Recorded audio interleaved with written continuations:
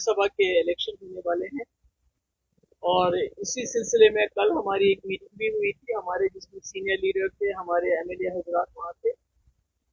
इसको लेके कि हमारा क्या होना चाहिए, राय अमल हमारा क्या होना चाहिए।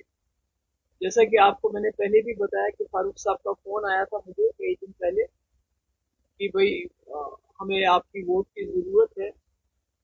और मैंने उनसे कहा था कि हमें बेशक हम आपको वोट दे सकते हैं, पर हमारी एक दो शर्तें हैं। एक तो जो हमारे बिल्स हैं, जिसमें लैंड रेगुलराइजेशन का बिल बड़ा इम्पोर्टेंट है।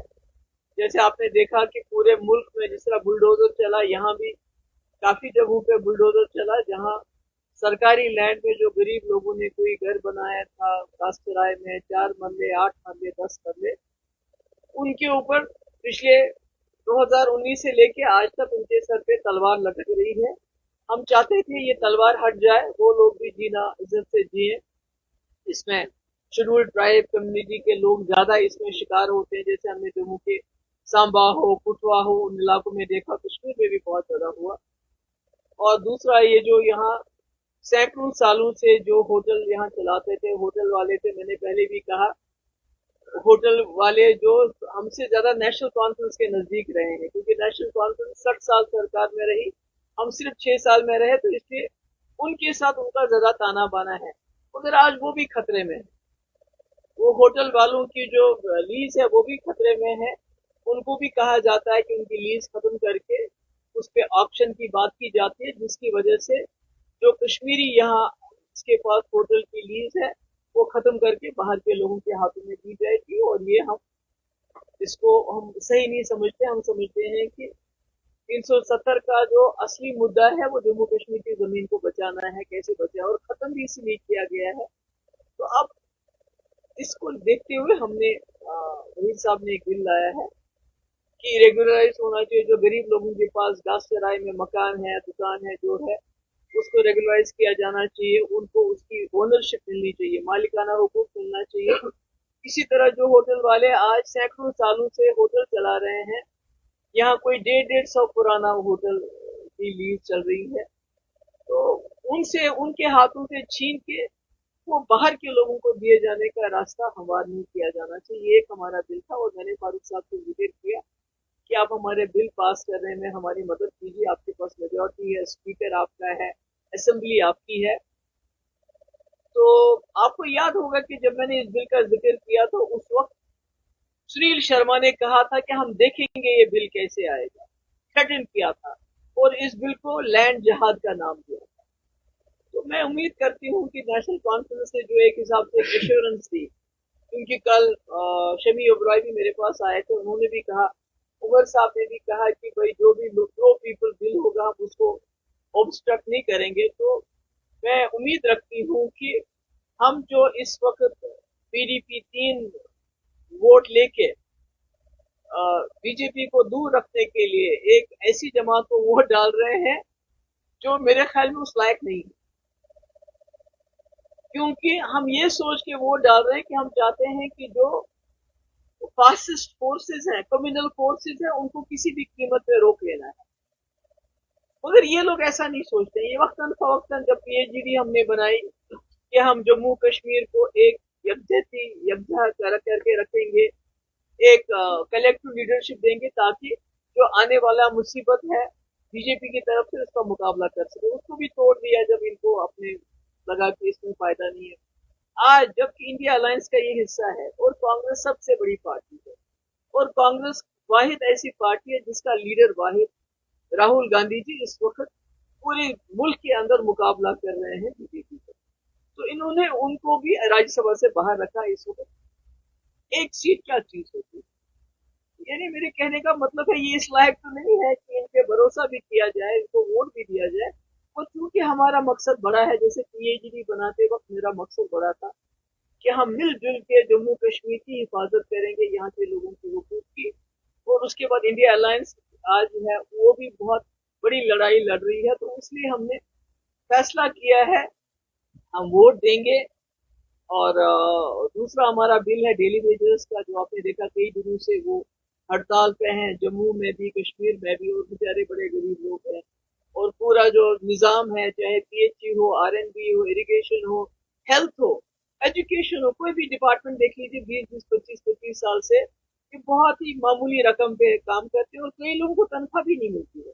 और ये वजह थी, मैंने अपने दौर में इनका बायोमेट्रिक करवाया था और मैंने एसआरओ भी लाया था इनको रेगुलराइज करने के लिए सेंट्रल सरकार के लिए। तो आज हमने इन दो बिल्स के ऊपर हम फिर से एक बार नेशनल कॉन्फ्रेंस पे भरोसा कर रहे हैं कि इन्होंने जो हमें वर्ड दिया है, खासकर फारूक साहब ने जो वर्ड दिया है और जिसको कल शमी ओबराय ने दोहराया, उसका पास करते हुए ये दोनों बिल हमारे असेंबली में पास करेंगे और ताकि लैंड राइट बिल पास हो, लोगों को मालिकाना हुकूक मिले, जो गरीब लोग हैं या जो होटल वाले हैं और जो डेली वेजर्स हैं वो रेगुलराइज हो जाए। और दूसरी हमारी बात यह है कि हम चाहते हैं कि हमारे जो 3 वोट हैं बहुत कम है पर बहुत माने रखते हैं, ये हम थर्ड जो प्रेफरेंस है उसमें दे देंगे, यानी शबी ओबराय को देंगे, हम फोर्थ में नहीं देंगे।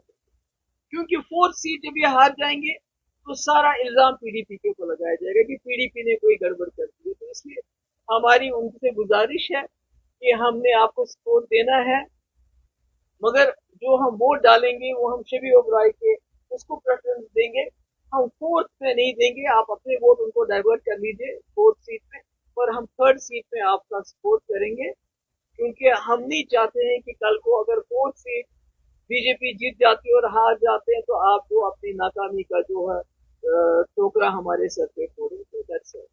मैंने नहीं कहा ऑब्स्ट्रक्ट करेंगे, मैंने कहा उमर साहब ने कहा कि अगर कोई जो प्रो पीपल बिल होगा हम उसको ऑब्स्ट्रक्ट नहीं करेंगे। और हमने ये भी कहा कि अगर सरकार को हमारा बिल पसंद नहीं है वो अपना बिल ले आए, गवर्नमेंट बिल, ये बचकाना हरकतें नहीं कि प्राइवेट, वो क्यों प्राइवेट मेंबर बिल लाएंगे, वो तो सरकार में है ना।